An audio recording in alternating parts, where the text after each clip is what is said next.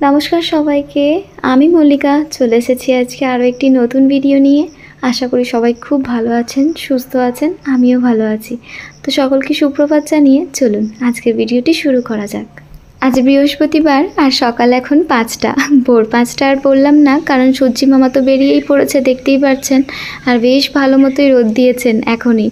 আর আজকে সকালের পরিবেশটা এতটা সুন্দর আর এতটা মনোরম ছিল যে লোভ সামলাতে আর পারলাম না, চলে এসেছি ছাদে কিছুক্ষণ একটু সময় কাটানোর জন্য। আর ও ওদিকে মর্নিং ওয়ার্কে বের হয়ে গিয়েছে।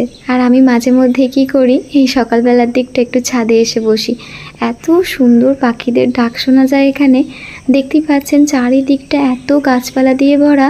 তাই ভাবলাম আজকে আপনাদের সাথে একটু শেয়ার করি। আগের ভিডিওতে আমি বলেছি যে আমাদের এই বাড়ির আশেপাশে ভীষণ গাছপালা রয়েছে আর নানা রকমের পাখি আছে জানেন। আজকে কিন্তু আমি কোনো ব্যাকগ্রাউন্ড সাউন্ড ইউজ করিনি জানেন, এটি হচ্ছে অরিজিনাল সাউন্ড। আর সকালের পরিবেশটা এতটা শান্ত থাকে, এরই মধ্যে যদি পাখির এত সুন্দর মিষ্টি ডাক শোনা যায় তো সব কিছু মিলিয়ে প্রায় সুন্দর একটা পরিবেশ তৈরি হয়। তো সেটাই মাঝে মধ্যে চলে আসি ছাদেতে একটু ঘোরাফেরা করার জন্য। আর ও তো সকালে মর্নিং ওয়ার্কে বের হয়ে যায়, তারপরে সময়টা আমি কি করব, তাই ছাদে চলে আসি কিছুক্ষণ একটু সময় কাটানোর জন্য। আর দূরে ওই ছাদটাকে দেখুন, বেশ স্পষ্ট দেখা যাচ্ছে, ভীষণ সুন্দর দেখাচ্ছিল জানেন। তাই ভাবলাম আজকের পরিবেশটা আপনাদের সাথেও একটু শেয়ার করি, হয়তো আপনাদেরও ভালো লাগবে আমার মতো। প্রায় অনেকটা সময় আমি ছাদে কাটিয়েছি আজকে, 5:30 বেজে গিয়েছিল। তারপর নিচে চলে এসে ফ্রেশ হয়ে রান্না বসিয়ে দিয়েছিলাম। আর টিফিনে ওকে আজকে একটু রুটি আর তরকারি দিয়েছি, আর সাথে একটু মিষ্টি দিয়ে দিয়েছিলাম। আর সকালটা যেহেতু বের হয় সেই সময়টার আমি ভিডিও নিতে পারি না, কারণ অনেকটা তাড়াহুড়োর মধ্যে দিয়ে যায় সময়টা। তারপর ও বেরিয়ে যাওয়ার পর আমি ধীরে সুস্থে ভিডিওগুলো বানাই। তারপর যে বাকি কাজগুলো থাকে সেটা আমিও চলে যাওয়ার পর ধীরে সুস্থে কাজগুলো করতে থাকি। সারাদিন ধরে টুকটাক কাজ তো চলতেই থাকে। তারপর আর দেখতেই পেলেন এখানে আমি ঠাকুরের বাসনগুলো মেজে নেওয়ার জন্য এসেছিলাম। আর মাজা ধোয়া তো হয়ে গিয়েছে, এবার কিছুটা জল নিয়ে চলে যাব। আর ওইদিকে ঠাকুরকে সেবা দিয়ে আমি এখন চলে এসেছি রান্নাঘরে। আর দেখতেই পাচ্ছেন আমি জলখাবার নিয়ে বসে পড়েছি। আর সকালের জলখাবারে এটা খেতেই আমার বেশ ভালো লাগে। আর সকালবেলা যেহেতু অফিস বেরিয়ে যায়, সারাদিন তো আর পেটে ভাত পড়ে না, তাই আমি কি করি সকালে একটু ভাত বসিয়ে দিই জানেন। আর আমিও ভাত খেতে খুব ভালোবাসি সকালের দিকটাতে, মানে একটু ঘি ভাত হলে বেশ ভালো হয় জানেন। আর সাথে একটু আলু ভাতে দিয়ে দিই আর ডিম সেদ্ধ বসিয়ে দিই, আর মাঝে মধ্যে একটু ডিম ভেজেও দিই জানেন। আর আমি তো ডিম ভাজা খেতে একদম ভালোবাসি না, তবে ও কিন্তু ডিম ভাজা খেতে ভীষণ ভালোবাসে জানেন।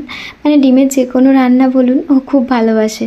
তাই ওকে ডিম ভেজে দিই আর আমার জন্য আমি একটু ডিম সিদ্ধ করে নিই, কারণ ডিমটা আমার এমনিই পছন্দের না, কিন্তু ডিম সিদ্ধ হলে আমি একটু আধটু খাই। আর তারপর খাওয়া দাওয়া করে আমি একটু চলে গিয়েছিলাম বাইরের দিকটাতে।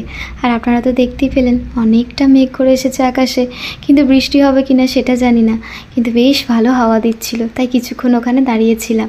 তারপর চলে এসেছিলাম ঘরে, কারণ কাজকর্ম তো বাকি আছে সেগুলো তো সেরে নিতে হবে, তাই ঘরে চলে এসেছিলাম। বিছানাটা একটু গোছাতে যাচ্ছিলাম, তারপর দেখলাম খাটটাতে বেশ ধুলো পড়েছে। আমি কি বলুন তো 2-3 দিন ছাড়াই পরিষ্কার করি। আর রাস্তার ধারে বাড়ি তো এত ধুলো পড়ে যে মানে আপনারা হয়তো না দেখলে বিশ্বাস করবেন না।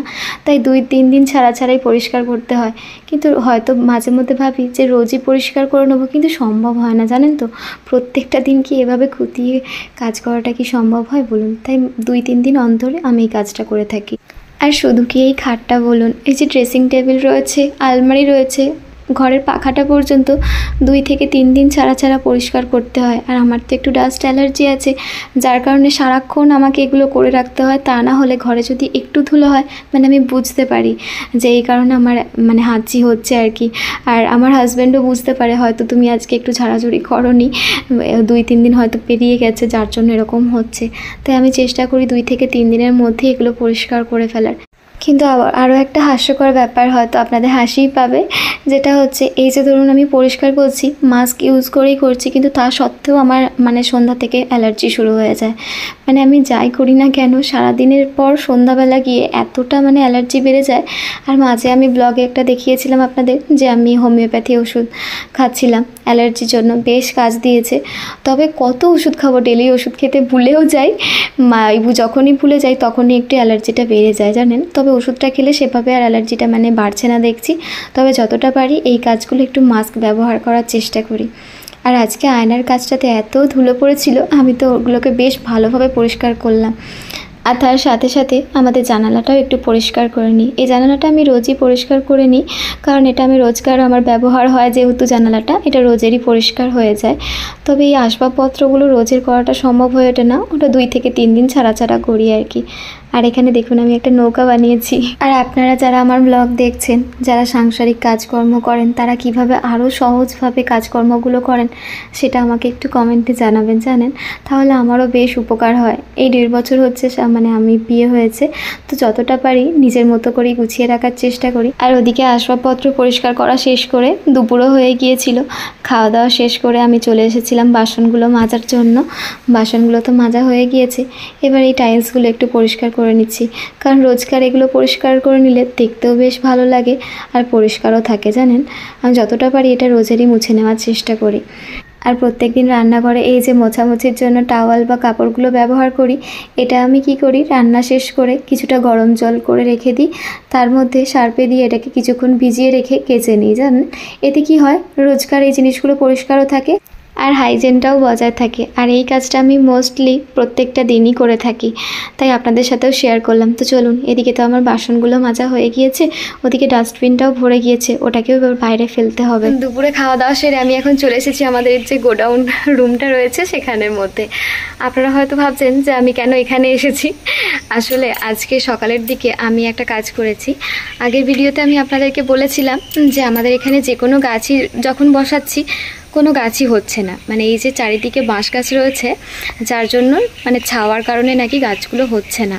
ধরুন কিছুদিন বড় হচ্ছে, বেশ গাছগুলোকে যত্ন করছি, বড় হচ্ছে, তারপর গিয়ে আবার পোকা হয়ে গিয়ে গাছগুলো মরে যাচ্ছে। তাই আমি ভাবলাম যে যেহেতু ছাদটা এখন একটু ফাঁকা রয়েছে, তাই দেখি ছাদেতে গাছ বসিয়ে কী হয়। আর আপনারা হয়তো ভাববেন যে আমি আগে কেন ছাদেতে গাছ বসাইনি। আসলে নিচে যখন আমি গাছ বসাচ্ছি দেখছি যে গাছগুলো হচ্ছে না, আর সেম তো ছাদেতে ওভাবেই মানে ছাওয়া হয়েছিল, তাই ওখানেও হয়তো হবে না ভেবে না আমি আর ছাদেতে গাছগুলো বসাইনি। আর দাদা ভাইয়ের অনেকগুলো টব মানে ছিল, আর কিছু টব ভেঙেও গিয়েছে ওপর থেকে, মানে যেটা শুনলাম, তখন আমার বিয়ে হয়নি। তো দাদা ভাই অনেক টব কিনেছিলেন, সেই টবগুলো সব রাখা ছিল, আর আমি সেগুলো ছাদ থেকে নামিয়ে নিচে নিয়ে গিয়েছিলাম গাছগুলো বসাবো বলে, কিন্তু একটা গাছও তো হয়নি। তাই ওগুলোকে আমি আবার আজকে কি করেছি, টেনে টেনে সব আজকে ওপরে নিয়ে এসেছি, ওপরে নিয়ে চলে এসেছি। আর আমরা ও বাড়িতে গিয়েছিলাম, আমাদের ও বাড়িতে কলা বাগান আছে, আর কলা বাগান থেকে মাটি খুঁড়ে নিয়ে এসেছি, মানে বালতি করে করে মাটি বয়ে বয়ে নিয়ে এসেছি, নিয়ে এসে ওখানে জড়ো করে রেখে দিয়েছি ছাদের ওই জায়গাটাতে। আর যেহেতু খাওয়া দাওয়া হয়ে গিয়েছিল আর বাসন যেগুলো ছিল সেগুলোও আমি মেজে নিয়েছি, তাই ভাবলাম আর তো কোনো কাজ আপাতত নেই, তাই ভাবলাম ফ্রেশ হওয়ার আগে একটা কাজ করি, এই টবগুলোকে একটু ঠিকঠাকভাবে সাজিয়ে গুছিয়ে রাখা যাক, সেই জন্য চলে এসেছি। তারপর আমি আরও একটা জিনিস করেছি, যেটা দেখেছি আমি অনেকেই করে থাকে, মানে আমার বাপি জেঠুরা ভীষণ ফুল গাছ বসাতে ভালোবাসে, জানেন। আর আমার জেঠুর ছাদেতে এরকম মানে অনেক ধরনের ফুল গাছ জেঠু শখ করে বসিয়ে রেখেছে। আর তাদেরকে আমি দেখেছি মাটির টবের সাথে সাথে এরকম যে ধরুন আমাদের বাড়িতে প্লাস্টিকের যে বালতি ভাঙা হোক বা যে কোনো নিত্য প্রয়োজনে, তো আমাদের অনেক ধরনের জিনিস আমরা কিনে আনছি যার সাথে ডিব্বা থাকে, যেমন বিস্কুটের ডিব্বা বলুন বা আদার্স যে ডিব্বাগুলো হয়, মানে যে কোনো জিনিসের সাথে ডিব্বা তো থেকেই যাচ্ছে, আর সেগুলো তো আর মানে কোনো কিছুতে ব্যবহার সেভাবে হয় না। আর আমারও তাই হয়েছে, বাড়িতে এত জড়ো হয়ে গিয়েছিল প্লাস্টিকের ডিব্বা, তো আমি সেগুলোকে একটা বস্তার মধ্যে রেখে দিয়েছিলাম, এই স্টোর রুমটাতেই রেখে দিয়েছিলাম। তো সেগুলোকে আজকে ভাবছি, যেহেতু টবগুলোও তুলে নিয়ে এসেছি আর অনেকটা মাটি নিয়ে এসেছি, তো ভাবলাম ওগুলোরও মুখগুলো একটু কেটে দিয়ে ওটাকেও টব বলে ব্যবহার করা যেতেই পারে। আর আমি বেশ কয়েকজনের বাড়িতে দেখেছি ওভাবে ভীষণ সুন্দর সুন্দর গাছ বসিয়েছে, জানেন, আর ভালোও হয়েছে, মানে গাছগুলো খুব সুন্দর হয়েওছে। তাই আজকে আমিও ভেবেছি আমিও এটাই করব, যে দেখি এবার ছাদেতে বসিয়ে গাছগুলো হয় কিনা। আমাদের বাড়িতে এই প্রবলেমটা আমি কখনো দেখিনি, মানে এত ফুল গাছ বসানো হয় বাড়িতে, কিন্তু এই যে পোকা ধরার ব্যাপারটা কখনোই আসেনি। কিন্তু এখানে আমি এসে দেখছি মানে যে কোনো গাছে বলুন, মানে যে কোনো ফুল গাছ হোক বা সেটা ফলের গাছ হোক, মানে প্রত্যেকটা গাছেই পোকা ধরে যাচ্ছে, কেন জানি না। আমি আগের বছর দোপাটি গাছ বসিয়েছিলাম, সেই গাছগুলো আমার কিছু হয়নি, সেই গাছগুলো খুব সুন্দর হয়েছিল, মানে ওই বাড়িতে বসিয়েছিলাম সে কারণেই সুন্দর হয়েছিল। ও বাড়িতে গাছ যদি বসানো হয় বেশ ভালো হয়, মানে ওখানে তো ফাঁকা আছে, রোদ বৃষ্টি সবটাই পাচ্ছে ভালোভাবে, তাই ওখানে গাছগুলো বেশ সুন্দর হয়। আর আপনাদের যদি কোনো টিপস থেকে থাকে যে এইভাবে গাছ বসালে বেশ সুন্দরভাবে হবে বা পোকা লাগবে না গাছে, তাহলে আমাকে কমেন্টে প্লিজ একটু একটু জানাবেন, কারণ আমি না এই সম্বন্ধে আমার তো কোনো আইডিয়া নেই, তাই আমি ভাবলাম আপনাদের সাথে এই কথাটা একটু শেয়ার করি, যদি আপনারা একটু জানাতে পারেন আমাকে। তাই আপনাদের যদি কোনো জানা থাকে যে কিভাবে গাছ বসালে মানে ভালো হয় বা গাছটা পোকা লাগবে না, তো সেটা আমাকে একটু কমেন্টে জানাবেন। আর এই যে স্টোর রুমটা দেখছেন, এর মধ্যে যত যাবতীয় জিনিসপত্র আমরা এনে রেখে দিই।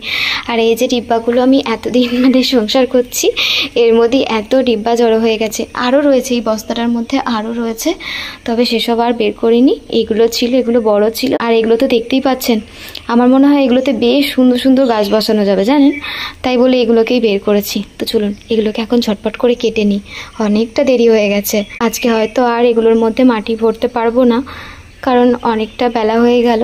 তা বিকেলবেলা আর এসব ভালো লাগে না, কালকে দেখি, কালকে সকালবেলা সব কাজকর্ম মিটিয়ে নিয়ে তারপর এটা করব। দাঁড়ান আপনাদেরকে আরও একটা সুন্দর জিনিস দেখাই। আমি তো আগে অনেক ভিডিওতে আমি আপনাদেরকে বলেছি যে আমাদের বাড়ির পিছনে একটা নদী গেছে, তো সেটাই আপনাদেরকে দেখাই। পুরোপুরি আমাদের বাড়ির একদম ঠিক পিছনেই রয়েছে। দাঁড়ান আপনাদেরকে দেখাই, এখান থেকে বেশ সুন্দরভাবে দেখা যায়। এই যে দেখুন সেই নদীটি, আপনারা হয়তো দেখে বুঝতেই পারবেন না যে নদী এর মধ্যে কোথা থেকে এলো। আর ওই যে সবুজ সবুজ পানাটা দেখছেন নিচেতে, একদম পুরো পানায় ভরে গিয়েছে নদীটা। আসলে কি বলুন তো, এবছর তো বৃষ্টি এখনও সেভাবে হয়নি, তাই নদীতেও জল খুব একটা বেশি নেই বললেই চলে, যার কারণে এত পানা হয়ে গেছে। তা না হলে আগের বছর যে বর্ষাতে এত জল ছিল, শীতকালটা তো বেশ জল ছিল জানেন, এত পানা ছিল না। কিন্তু এই কয়েকদিন হচ্ছে এত পানায় ভরে গিয়েছে পুরো সারা নদীটা। আবার মাঝে মধ্যে কি বলুন তো, এখানে জলও ছাড়া হয়, মানে নদীতে যখন জল ছাড়া হয় না, তখন এদিকে জলও মাঝে মধ্যে আসে। আর এখানে পরিবেশটা এতটা সুন্দর, মানে চারিদিকে তো গাছপালা রয়েছে, তবে কি বলুন তো একটু ভয়ও আছে, অনেক সাপখোপও আছে এখানে। মানে এত সুন্দর সুন্দর পাখি আছে, মানে পাখির ডাকে সকালবেলা যখন ঘুম থেকে উঠি, মানে এতটাই সুন্দর লাগে। মাঝে মধ্যে তো সকালবেলা ঘুম থেকে উঠে আমি একবার করে ছাদে আসি, মানে ওটা আমার বেশ ভালো লাগে। তবে সব দিনটা সময় হয় না, মাঝে মধ্যেই আসি, যেমন আজকে সকালে আমি এসেছিলাম। তো চলুন কাজটা ছটপট করে নিই, অনেকক্ষণ ধরে বকছি আপনাদের সাথে। আর দেখতেই পাচ্ছেন যত রাজ্যের ডিব্বা নিয়ে বসে পড়েছি আমি এখন, আর সাথে কিছু রঙের ডিব্বাও রয়েছে। এগুলো যখন দাদা ভাইয়ের বাড়িটা রং করেন তখনকার আর কি, এগুলো তো আর ব্যবহার হবে না আশা করছি কিছুতে, তাই এগুলোর মধ্যে এখন গাছ বসিয়ে দেবো ভাবছি জানেন। কিছু কিছু তো আমাদের ব্যবহার হয় নিচে, তবে এগুলো পড়েই রয়েছে, শুধু শুধু নোংরা হচ্ছে, তাই ভাবলাম এগুলোর মধ্যে গাছ বসিয়ে দিলে গাছগুলোও বেশ ভালোভাবে হবে। তো তারপর যে কটা ডিব্বা আমি এখানে বের করেছি, মানে সব তো আমি একটা বস্তার মধ্যে রেখে দিয়ে গিয়েছিলাম এখানে। আর যেহেতু এখানে কেউ আসে না, মানে বাড়িতে তো শুধু দুজন থাকি, আর যেহেতু কেউ আসে না উপরের দিকটাতে, তাই ইঁদুরগুলো বেশ মনের সুখে প্রত্যেকটা ডিব্বা কেটেছে জানেন, মানে একটা ডিব্বা ওরা বাদ দেয়নি। মানে প্রত্যেকটা ডিব্বায় নয় হয়তো নিচের দিকে একেবারে কেটে দিয়েছে, হয়তো এই দিক দিয়ে আর গাছই বসানো যাবে না, মানে এরকমভাবে দেখতেই পাচ্ছেন হয়তো, মানে আমি জানি না দেখতে পাওয়া যাচ্ছে কি না, তবে প্রত্যেকটা এভাবেই কেটেছে। তবে যতটা পারছি আমি মানে সেভ করে একটা কাটার চেষ্টা করছি, দেখা যাক কি হয়। যতটা পারছি এভাবে কাটার চেষ্টা করছি আর কি। এর মধ্যে কিছু ডিব্বা আপনারা দেখতে পাচ্ছেন যে বালতির আকারে রয়েছে, এগুলো আমি আমার নকাকার দোকান থেকে এনেছি। আসলে আমার নকাকার একটা ছোট্ট ঘুমটি রয়েছে, সেখানে চা বিক্রি করে সন্ধ্যার দিকটাতে, আর বাদবাকি নানা রকমের জিনিসপত্র থাকে, যেমন ছোটদের খাতা বইপত্র, এসব সব রকম জিনিসপত্রই রাখে। আর তার সাথে সাথে নানা রকমের বিস্কুট বা আরও খাবার দাবারের জিনিসপত্র থাকে। তার সাথে দেখেছি এরকম বালতি আকারে কিছু ডিব্বা থাকে, তো সেগুলো কিছুদিন আগে আমি গিয়েছিলাম ওখানে কাকিমার কাছে, তো কাকিমা দেখলাম এরকম যত্ন সহকারে বস্তার মধ্যে রেখে দিয়েছে। তো যখন এগুলো দেখতে পেলাম, বললাম তুমি 2-4টা আমাকে দাও তো, এগুলোতে বেশ ডাল রাখার জন্য বলুন বা যে কোনো অন্যান্য জিনিসপত্র রাখার বেশ ভালো হবে জানেন, মানে অনেকটাই বেশ শক্তপোক্তই ছিল ডিব্বাটা, বলে 2-4টে নিয়ে এসেছিলাম, আর 2-একটা কাজে লাগিয়েছি। আর এটা ছিল, এটাকে এখন আমার কাজে লেগে যাচ্ছে টবের আকারে, মানে অনেকটা বেশ বড় জানেন, এটাতে বেশ ভালো একটা বড় গাছই বসাতে পারবো আমি। তাই ভাবছি এবার যখন নেক্সট টাইম যাব আরও 2-4টে নিয়ে আসবো কাকিমার থেকে। তো চলুন এদিকের কাজটা তো আমার হয়ে গিয়েছে, আর অনেকটা যেহেতু বেলা হয়ে গিয়েছে, এগুলো তো মাটি ভরা আর আজকে সম্ভব হবে না, গিয়ে এবার আমি ফ্রেশ হয়ে একটু ঘুমাবো। তো চলুন আজকের ভিডিওটি এখানেই শেষ করছি। ভিডিওটি কেমন হয়েছে অবশ্যই আমাকে কমেন্টে জানাবেন, ভালো লাগলে একটি লাইক করে দেবেন। সবাই ভালো থাকবেন, সুস্থ থাকবেন, দেখা হচ্ছে পরের আবারও একটি নতুন ভিডিওতে। নমস্কার।